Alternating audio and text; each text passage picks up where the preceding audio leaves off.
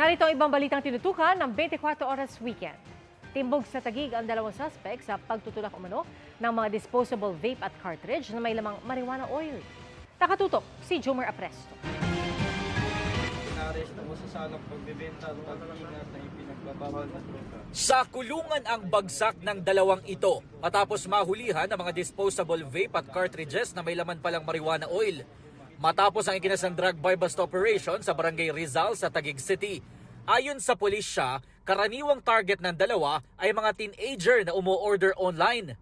Kung gusto mong bumili ng ganito mga items, kahit ng drugs or kung ano pa man, pupunta ka lang dito sa sa GC na to at doon mo mabibili. So hindi nila kilala kung sino yung katransaksyon nila, maliban lang doon sa username na nandun na nakaregister. Base sa investigasyon, target sa operasyon ng babaeng suspect na si alias RB na runner daw ng droga. Matapos mahuli, agad niyang ikinanta ang distributor na si alias Jerome na isang motorcycle taxi rider. Ginagamit daw nito ang kanyang trabaho para magbagsak ng droga sa iba't ibang lugar. Nakuha naman sa operasyon na mahigit 50 piraso ng disposable vape at 11 piraso ng cartridge na may lamang marijuana oil. Aabot daw ito sa halos 300,000 pesos ang halaga. Yung kinukuhanan kasi nitong ating suspect is hindi rin niya personally nami-meet pa. Ang transaction nila is more on online. Tapos magde-deliver sa kanya. Posibleng sa ibang bansa nang gagaling ito. Tumanggi magbigay ng pahayag sa media ang mga suspect. Para sa GMA Integrated News, Jomer Apresto, nakatutok 24 oras. Mga kapuso, hanging amihan ang patuloy na nakakaapekto sa extreme northern Luzon ayon sa Pag-asa. Posible ang maulap na panahon na may panakanakang pagulan sa Batanes, Cagayan at Apayao. ITC Zeo Intertropical Convergence Zone naman ang nagpapaulan sa Caraga, Davao Region at natitirang bahagi ng Mindanao. Posible ring makaranas ng maulap na panahon at bahagyang pagulan sa Metro Manila at iba pang bahagi ng bansa dahil sa localized thunderstorms. Base sa rainfall forecast ng Metro Weather, asahan ng light to intense rains bukas sa ilang bahagi ng Cagayan, Aurora, Caliga at Isabela.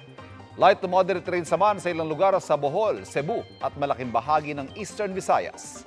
Posible rin ang light to intense rains sa Surigao del Norte, Zamboanga del Norte, Sarangani at Davao Oriental, lalo na sa mga coastal area. May chance rin ng pagulan sa Metro Manila kaya magdala pa rin po ng payo. May maagang aginaldo si sparkle artist Kyle Ramos para sa mga bata na sa Asociación de Damas de Pilipinas. Narito ang aking kita. Hello mga bata! Hello! Isang maagang Christmas celebration ang ginawa ni sparkle artist Khalil Ramos kasama ang mga bata sa Asociación de Damas de Pilipinas. Paraan daw niya ito to pay it forward dahil sa dami ng natanggap na blessings ngayong taon. Malapit yung puso ko sa mga bata. I was, just once like them na talagang may mga pangarap din sa buhay. And it's always important for me to be able to, give back. Getting ready na sina Khalil at Gabby Garcia sa kanilang last out of the country trip for 2024 para i-experience ang winter bago magpasko. It's actually for her birthday party celebration. Kasi December 2 siya, diba? Oh, yeah, White Christmas. Malamig, sobrang lamig. May birthday treat naman si sparkle artist Kim Perez sa fans para magpasalamat sa kanilang pagsuporta. Pinili ko mo silang makasama kasi isa sila talaga sa reason kung bakit ako nandito. May mga taong naniniwala sa akin na kaya nandito ako ngayon. Kaya sobrang thankful ako talaga sa kanila. Tama na sa ilang lugar sa bansa ang Pasko dahil sa pagbubukas ng kanilang mga Christmas display. Narito ang report.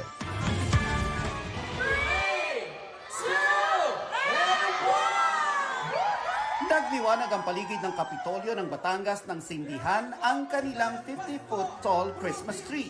Natagtad ng mga palamuting Christmas gifts, lights at balls. Tila sumasayaw at umiindak ang mga pailaw kasabay sa awiting pamasko at fireworks display. Isang giant parol at Christmas tree din ang pinailawan sa amusement park sa Santa Rosa, Laguna. Naging makulay din ang performance at parade kung saan nagliwanag maging ang mga kasuotan ng mga karakter. Napuno ng indak at musika ang pagpapailaw sa Golden Christmas Tree sa isang resort sa Tansa, Cavite. Isa-isang binuksan ang mga switch ng mga parol na sinundan ng fireworks at special dance number. Paskong Pasko na rin sa Baguio Botanical Garden. Faith, Hope, and Love ang kanilang Christmas theme. Instant Christmas pasyala naman ang isang bahay sa Calasiao, Pangasinan. Nagliwanag ang bakura ng pamilya Soria sa hitik ng Christmas lights na nakapalibot sa paligid. 2020 pa ang tradisyong ito tuwing Kapaskuhan para magpasaya sa iba.